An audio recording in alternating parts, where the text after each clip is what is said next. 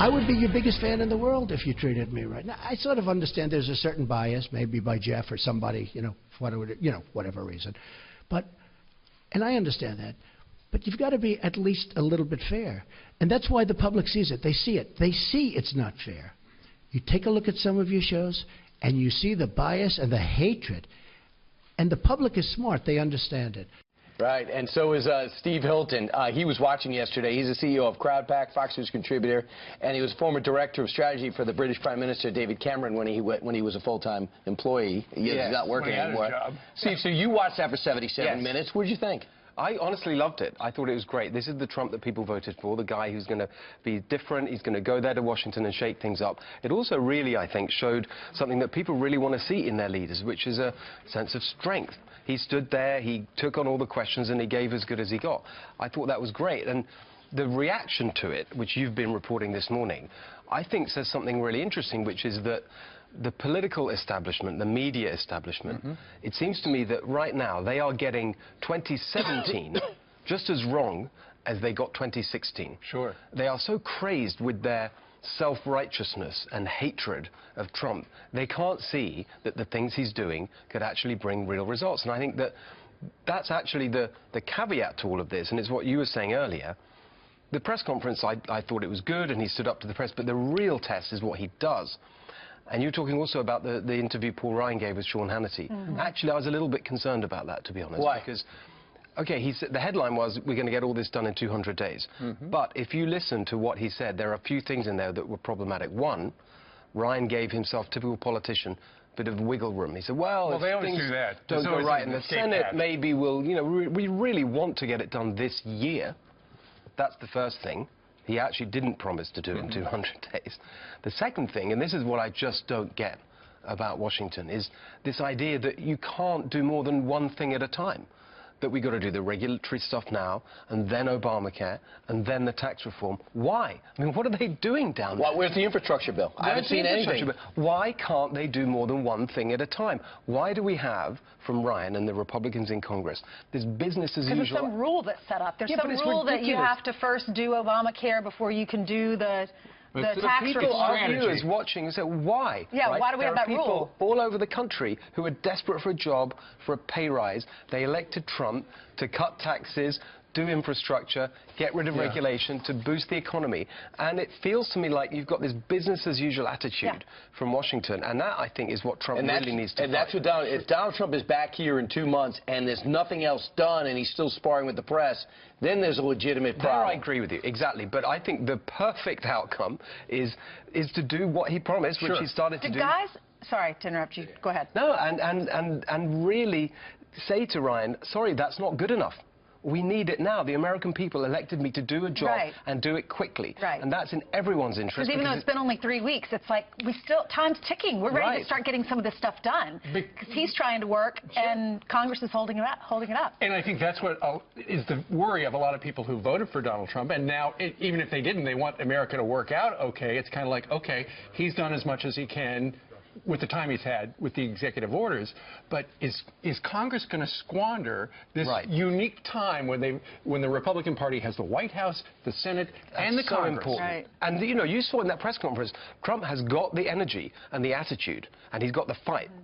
And it's got to be directed to a positive purpose. And, Steve, the problem is with our government, though, a lot of times this tax plan has to come from the White House. The infrastructure plan could come from the White House. It doesn't necessarily have to come from Congress. So now that he's got his people in place, I don't expect him to have a tax plan. He spent his whole life in business.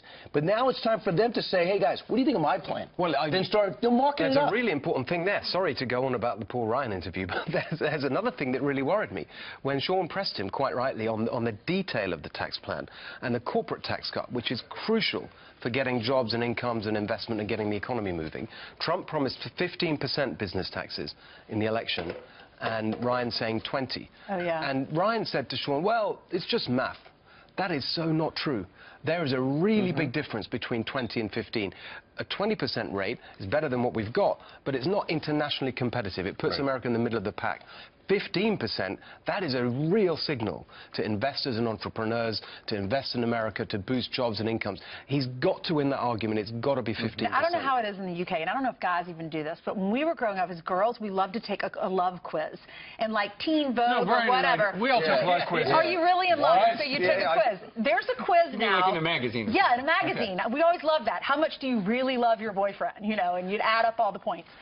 Well, there's a quiz that Donald Trump's people are sending out to his voters, and they're asking him, how do you think he's doing? What news outlets do you trust? Some of the questions are, do you believe the mainstream media has reported unfairly on our movement? Another one is whether or not they trust specific news outlets like MS and CNN and Fox News. Here are some of the questions. It says, do you believe that the mainstream media, this is what I was saying, is reporting unfairly on our movement? So you can answer it yes, no, no opinion, other, please specify. And here's another one. He's sending that out. On what, this is all part of his accountability survey. Yeah. On what issues does the mainstream media do the worst job of representing? Republicans, immigration, economics, pro-life values. It goes on and on. This is great, though. I love this because, you know, the truth is, you've got the mainstream media, frankly, when you watch the commentators and the people, they're talking to themselves. They're trying to get the approval of their kind of neighbors and friends in the fancy districts in Washington and so on.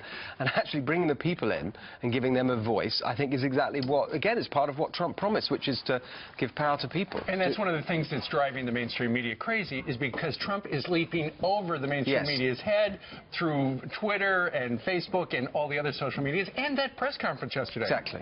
But I got to bring you to the last one. Talk about over his head. Tony Blair wants to go over the head of the British people. Oh, my God. He's calling on the British to reconsider Brexit. I just saw this morning. Very quickly, what Blair said this morning in London is a double assault on democracy. First, he wants to overturn the referendum result just because he doesn't agree with it. And second, and fundamentally, he wants to keep the unelected bureaucrats in the EU with the ultimate power over the laws and regulations in the UK. That is not democratic. Now, the good news is that Blair, I'm afraid to break it to him gently, is probably the most hated man in Britain. Oh, man, oh, man. And so this isn't going anywhere, whatever he says today. Because you're from CrowdPack, the organization you started, there's a story out there that CrowdPack has set up something regarding Kid Rock, who the Republican Party of the great state of Michigan would love if he ran for Senate. Well, it's interesting because you covered the story this week that he might be looking at a Senate run, and someone set up on our site, crowdpack.com, a campaign to draft him, like a crowdfunding campaign. Right. So if people want to see him run, they can go and make a pledge. Your card is only charged if he actually runs and actually enters the race. So, how much money have you raised? I don't know how much at the moment. I think it's in the low thousands. We've had a few donations. I think it was like 4,000 something like that. when I checked last. So I don't know if it's going to go anywhere, but it's a way of people saying if they want him to run, they can make a pledge. He's a great entertainer, and he's got some political views that have lined up with Donald Trump, and he had some crazy T-shirts during the campaign. Exactly.